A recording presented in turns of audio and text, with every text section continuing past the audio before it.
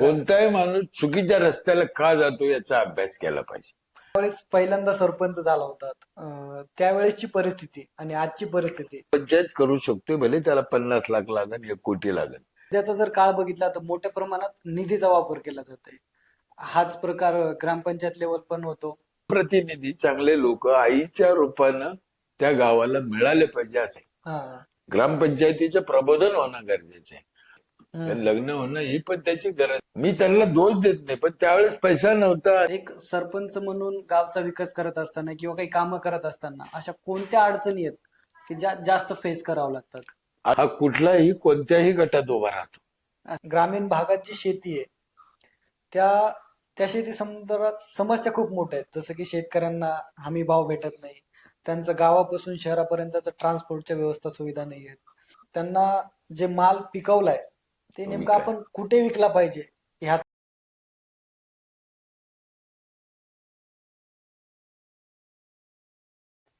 नमस्कार, मी आकाश आणि आज आपल्या सोबत आहेत पाटोदा गावचे सरपंच भास्करराव पेरे पाटील. नमस्कार सर. नमस्कार. की एक आदर्श गाव तयार करण्यासाठी ग्रामपंचायतची भूमिका आणि त्यांची मानसिकता कशी असायला पाहिजे? यामध्ये काय आहे, प्रत्येक भागात वेगवेगळे प्रश्न असते, प्रत्येक भागातल्या समस्या वेगवेगळ्या असतात. तरी पण काही समस्या अशा आहे की ज्या कॉमन आहे महाराष्ट्रामध्ये. उदाहरणार्थ पाणी, झाडं, रस्ते हे कॉमन आहे. प्रत्येक ग्रामपंचायत, शिक्षण या प्रत्येक ग्रामपंचायतीला कॉमन आहे. काही समस्या वेगवेगळ्या असू शकतात की ज्या वेगळ्या भागात वेगळ्या, वेगळ्या भागात वेगळ्या आहे. म्हणून घटनेने काय केलं की इतर जे पद आहे, आमदार, खासदार, जिल्हा परिषद सदस्य, हा कुठलाही कोणत्याही गटात उभा राहतो. अच्छा. पण सरपंच हे पद असं आहे की तो त्याच गावातला पाहिजे, म्हणजे तो मूळचा तो रहिवासी. मूळचाच असला पाहिजे. इतराला उभा राहता येत नाही. घटनेचे उपकार आहे आणि ते त्याच्यासाठीच दिलेले किंवा तुमच्या भागातले तुमच्या प्रश्न तुम्हाला जाण आहे आणि तुम्ही ते सोडवा आणि तो तुमच्यातलाच माणूस असायला पाहिजे. म्हणून हे तर तुम्हाला दिलेला हक्क आहे. पण झालं काय, मग तो भाऊबंदकी गटबाजीमुळं आम्ही त्याचा गैरवापर झाला. प्रश्नाची जाण तर कळलीच नाही, पण आम्ही दुष्परिणाम केला आणि आज आपल्या राज्याला, देशाला त्याचे दुष्परिणाम आपल्याला भोगावं लागतात. 100 वर्ष जगणारा माणूस 60 वर्षावर आला. याचं कारण तेच आहे की पाणी, अन्न, भेसळ, साफसफाई, स्वच्छता, वीज या कोणत्याही गोष्टीवर सरपंचाकडून पाहिजे तेवढं काम झालं नाही. आणि सरपंचाला असं काही ट्रेनिंग किंवा शिकवलं गेलं नाही. तुम्हाला शिपायाची नोकरी करायची तर 2 वर्षाचा अनुभव लागतो. आणि सरपंच झालं गावचं, याला काही अनुभवाचं किंवा कशाचं काही नसल्यामुळं हा त्याचा दोषच आहे असं नाही, पण ते म्हणून त्याचे दुष्परिणाम भोगावे लागते आणि खेडे मागे राहिले. त्याचं महत्वाचं कारण तेच.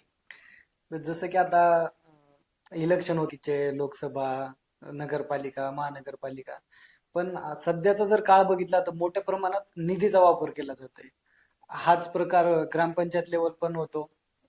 पण त्यावेळेस जे वोटर असतात किंवा मतदार असतात ते कन्फ्युजन मध्ये असतात की जसं की कोणीतरी घरातला उभा असतो, कोणीतरी पैसा देतो, मग ह्याच्याकडे कुठेतरी विकास हा दुर्लक्षित असतो. म्हणजे त्यांनी काय विचार करून मतदान करायला पाहिजे? तेच तर मी तुम्हाला सांगितलं, घटनेने तुम्हाला अधिकार दिलेला आहे की गावातला माणूस पाहिजे आणि गावातला माणूस कसा आहे हे तुम्हाला लहानपणापासून माहिती आहे. समजा तुम्ही 2000 रुपये घेऊन आज मतदान केलं, मग पुन्हा 5 वर्षावर तुमच्यावर जी पश्चातापाची पाळी येते, तो पश्चाताप तुम्ही कोणावर करणार? किंवा तो तुमच्या जातीचा आहे, तुमच्या जवळचा आहे, तुमचा भाऊ आहे म्हणून तुम्ही मतदान केलं, विकासाकडे तुम्ही दुर्लक्ष केलं, मग पुढे त्याच्याकडून विकासाची अपेक्षा करणंच चुकीचं आहे ना. जर तुम्ही तोंड पाहून मतदान केलं तर तो उमेदवार पण तोंड पाहूनच काम करणार हे लक्षात ठेवा.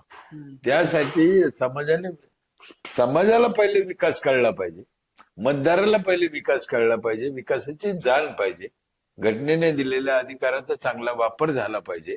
हे राजकारण पक्ष हा विषय नंतरचा आहे. कोणत्याही पक्षात सगळ्याच पक्षात वाईट लोक आहे असंही नाही किंवा सगळेच पक्ष चांगला आहे असं पण नाही.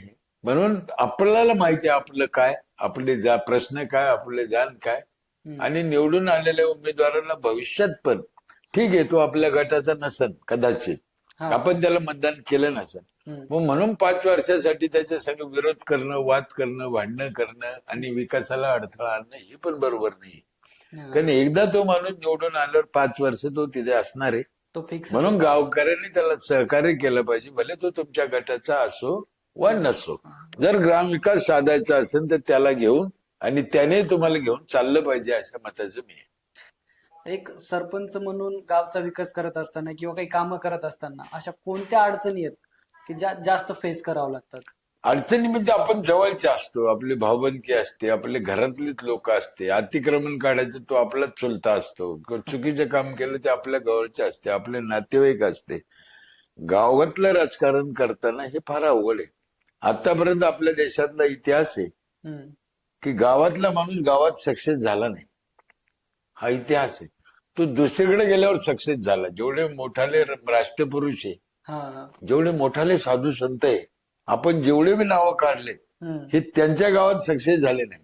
कुठंतरी लोकेशन चेंज केलं त्या गावातल्या गावात सक्सेस होणारे आम्ही 3च लोक, एक आदरणीय अण्णा हजारे साहेब, दुसरे पोपटराव पवार साहेब आणि तिसरा मी.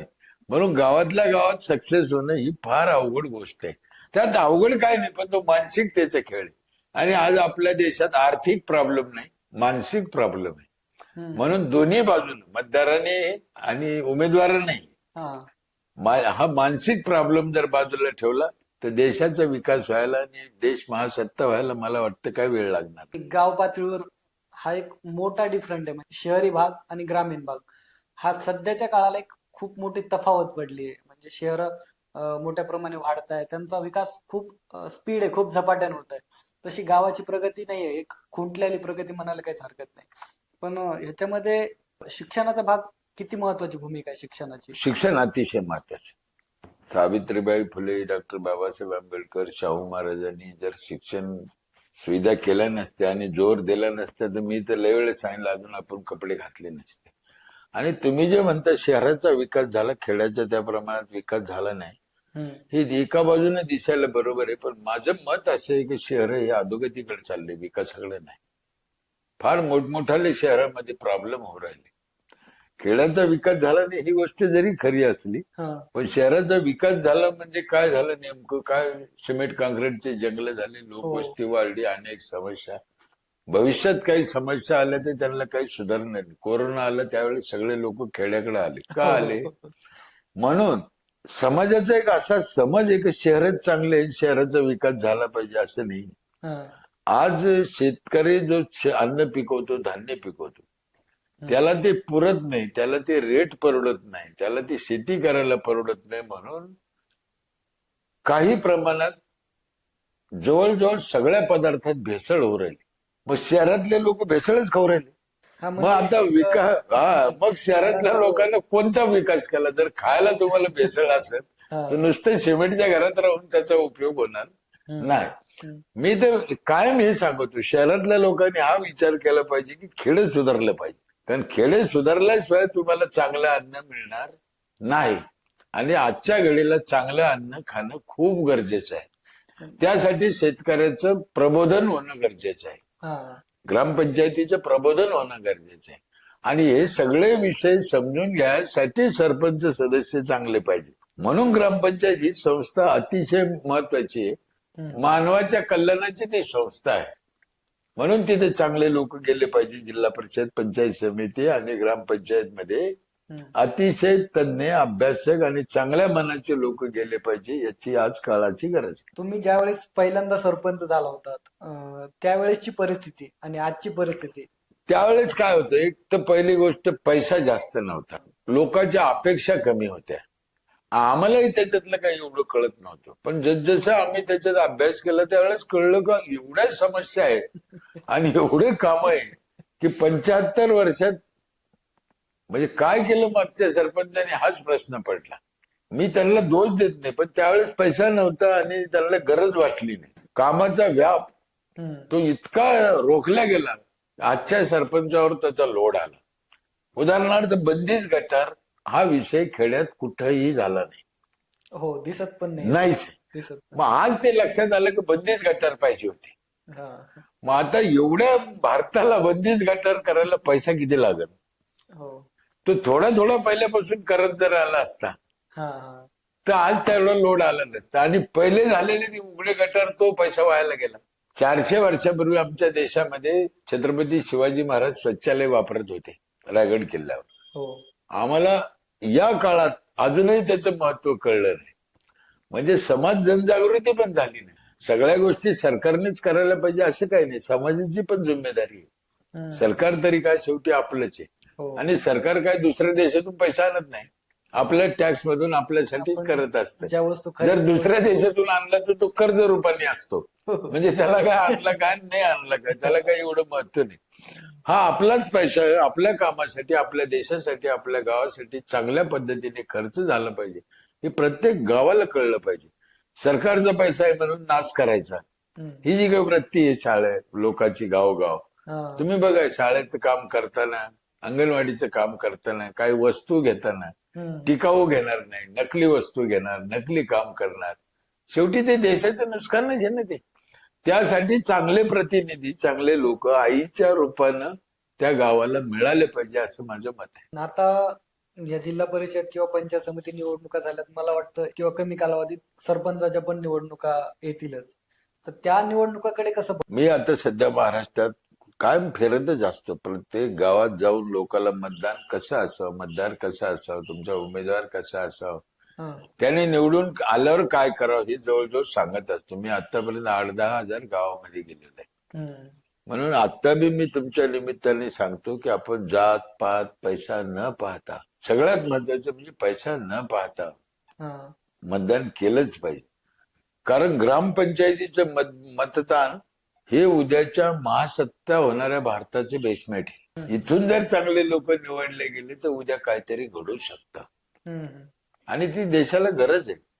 जग बघा तुम्ही कोणत्या दिशेला चाललंय.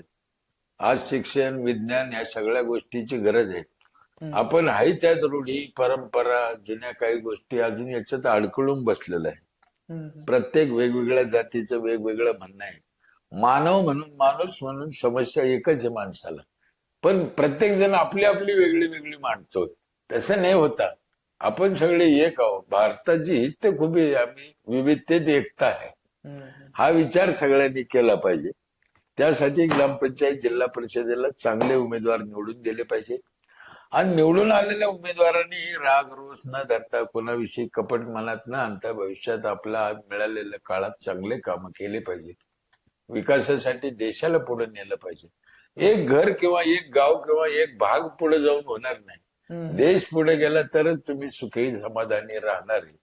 त्यासाठी सगळ्यांनी मिळून हातात हात घालून सर्व पक्षांनी, सर्व लोकांनी काम केलं पाहिजे, तरच देशाला चांगलं भवितव्य आहे. पण जसं की आता तुम्ही देशाच्या आणि याचं बोलत आहात, तसं मला जास्त वाटतं की ग्रामीण म्हणजे ग्रामीण भागात जी शेती आहे त्या त्या शेती संदर्भात समस्या खूप मोठ्या आहेत. जसं की शेतकऱ्यांना हमी भाव भेटत नाही, त्यांचं गावापासून शहरापर्यंतचं ट्रान्सपोर्टच्या व्यवस्था सुविधा नाही आहेत, त्यांना जे माल पिकवलाय ते नेमकं आपण कुठे विकला पाहिजे ह्याचं पण कुठेतरी एक गणित त्यांचं कोलमताना दिसते. तर ह्यावर उपाय म्हणून सरपंच म्हणून किंवा म्हणून काय अतिशय अतिशय महत्वाचं, मी कायम सांगितलं, गावात पिकणारा माल हा सगळा ग्रामपंचायतीने खरेदी करायला पाहिजे या मताचं मी आहे. ग्रामपंचायतला जर कळणार नसेल कुठे विकायचं तर शेतकऱ्याला कसं कळलं कुठे विकायचं? किंवा त्याचे काहीतरी करून, म्हणजे उदाहरणार्थ सोयाबीन आहे, हम्म, गावातले सोयाबीन जर ग्रामपंचायतीने खर्च केलं तर त्याच्यापासून तेल बनवणं, सोयाबीन बनवणं, दूध बनवणं हम्म, हा उद्योग ग्रामपंचायत करू शकते. भले त्याला 50 लाख लागन, 1 कोटी लागन, एक माणूस करू शकत नाही. आणि गावातल्या शेतकऱ्याला पण 2 पैसे जास्त मिळेल आणि शुद्ध हमीचं खायला मिळेल. हम्म, मी कायम सांगतो की ग्रामपंचायतीने आपल्या भागात पिकणारा माल हा खरेदी केलाच पाहिजे. एक धीरूभाई अंबानी एवढं जगावर राज्य करू शकतो, वेगवेगळे उद्योग करू शकतो, तर आमचा सरपंच का करू शकत नाही? याला तर जागा आहे, लेबर आहे, हा, सगळ्या सुविधा आहे. आणि जिथल्या तिथे उद्योग जर चालू झाले तर ट्रान्सपोर्टचा खर्च वाचत. तुम्ही जे म्हणले समस्या आहे, हा, त्यातल्या त्यात अजून एक समस्या अशी मला जाणवते शेतीमध्ये, हम्म, की काही दिवसांना ही शेती नापीक व्हायची जास्त शक्यता वाटते. अरे वा, कारण शेतीला पाणी किती द्यायचं हे त्याला माहित नाही, हा, कोणतं औषध मारायचं हे त्याला माहित नाही, हम्म, कोणतं किती खत टाकायचं हे त्याला माहित नाही. जमीन म्हणजे काय आपल्या शरीरासारखंच आहे. हो. त्याला योग्य प्रमाणात मिळालं नाही तर त्याचं काय व्हायचं ते आम्ही सांगायची गरज नाही. हा. जसा माणसाला अटॅक येतो, कॅन्सर होतं, तसंही जमिनीला आजार व्हायची शक्यता दाट आहे. नक्कीच असतं. दाट असल्यामुळे शेतकऱ्याला ज्ञान देणं, समज देणं, त्यांच्याकडून ते करून घेणं अतिशय गरजेचं आहे. जर उद्या जमीनच पिकली नाही हा. तर करायचं काय? याच संबंधित माझा एक असा प्रश्न आहे की आता सध्या AI चा काळ आहे. बरेच पॉलिटिकल लीडर्स नेहमी त्यांच्या भाषणातून सांगत असतात की AI चा वापर करा, ऊस शेती असेल किंवा कोणती शेती असेल.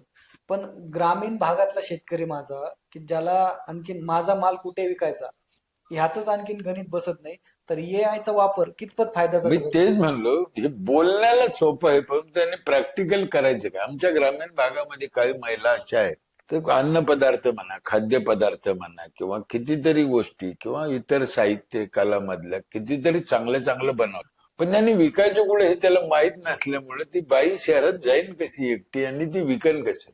हा. म्हणून यासाठी सरकारनं बचत गट काढले. पण बचत गटात बी समस्या निर्माण झाल्या. म्हणून या सगळ्यांचं जर काय करायचं असेल तर ग्रामपंचायत हाच विकास बिंदू आहे, हेच ठिकाण असे हा. की त्या गावचं ते काहीही करू शकतं. अनेक आम्ही आमच्या गावामध्ये शेती करण्यासाठी ट्रॅक्टर घेतला पंचायतने हा. किंवा ग्रामपंचायतने घेतला की कमी पैशात त्या लोकांना शेती करायला मिळालं पाहिजे. हे होऊ शकतं. म्हणून ग्रामविकास साठी ग्रामपंचायत हा अतिशय महत्वाचा विषय आहे आणि देशासाठी पण ग्रामविकास हा अतिशय महत्वाचा आहे. पण आणखीन एक मला खूप मोठी समस्या जाणवते ग्रामीण भागामध्ये, जसं की तरुणांची बेरोजगारी आणि दुसरी गोष्ट म्हणजे की वाढतं व्यसनाधीश ह्याचं प्रमाण काय खूप वाढलंय होतं, गावात. कोणताही माणूस चुकीच्या रस्त्याला का जातो याचा अभ्यास केला पाहिजे. आणि माझं कधीही निरीक्षण तेच असतं की माणूस असा का करतो. हा. उदाहरणार्थ आम्ही आमच्या गावामध्ये 27 ठिकाणी बेसिन बसवले. हम्म. जनरली आपण काय करतो, इथं थुकू नका, इथं थुकू नका. आम्ही तसं नाही केलं. प्रत्येक कोपऱ्यात बेसिन बसवले आणि तिथे लिहिलं की इथं थुका, म्हणजे त्याला पर्याय दिला. त्याला हा. इथे कचरा टाकू नका हा पर्याय नाही, कुठे कचरा टाकायचा हे त्याला सांगा. तसं व्यसनाधीन तरुण हो राहिला ही गोष्ट जरी खरी आहे, का हो राहिला याच्या मागचे कारण पाहिले पाहिजे. त्याला उद्योग आहे का, त्याला इतराप्रमाणे त्याला मानधन मिळतं का, त्याला 8 घंटे काम आहे का, त्याला संस्कार शिक्षण मिळालं का. आज आणखीन एक मोठी समस्या लग्नाची पण होऊन बसलेली. हो. त्याच्यामुळे पण काही तरुण व्यसनाधीन होत असतील असं मला वाटतं. कारण ती एक माणसाची गरज आहे. लग्न होणं ही पण त्याची गरज आहे आणि त्याच्या जीवनात जर ते विषय नसेल तर कदाचित चुकीच्या रस्त्यानं तो माणूस जायची शक्यता दाट आहे. आता येत्या काळात ज्या निवडणुका येत आहे, तर उमेदवार आणि मतदार यांना तुम्ही काय संदेश द्याल? समजा एक उमेदवारांचं काय, उमेदवारांच्या 2 बाजू असतात. हा. तो चांगला असेलच असं नाही, किंवा चांगला असला तर पक्ष त्याला तिकीट देईल असंही नाही, हा. किंवा आजच्या निवडणुकीत पैसा हा वापर जास्त झाला जातो. हो. त्याच्याकडे पैसा असेल हेही काही सांगता येत नाही. त्यामुळे उमेदवाराचं गणित काढणं बी अवघड झालं. पण आपल्या भागातला उमेदवार असल्यावर मतदाराची जिम्मेदारी आहे की आपण कोणता उमेदवार दिला पाहिजे. भले तो पक्ष चांगला आहे की नाही, तो काय असेल, त्याच्याकडे पैसा आहे की नाही आहे तो नाही, पण हा उमेदवार जर चांगला आहे तर याला आपण मतदान केलं पाहिजे, हे लोकांत समज आली पाहिजे. आणि पैसे घेऊन पण डायरेक्ट पैसा देऊनच मतदान विकत घ्यायचं असं जर प्रथा पडली तर भविष्यात चांगले लोक राजकारणापासून दूर चालले आणि जाते. म्हणून हा तो घातकी आहे देशाला. त्यासाठी मतदारांनी सावध होऊन चांगल्या उमेदवार निवडून दिले पाहिजे असं माझं मत. जसं की आपण पेरे साहेबांसोबत बोलत होतो, यावर तुम्हाला काय वाटतं?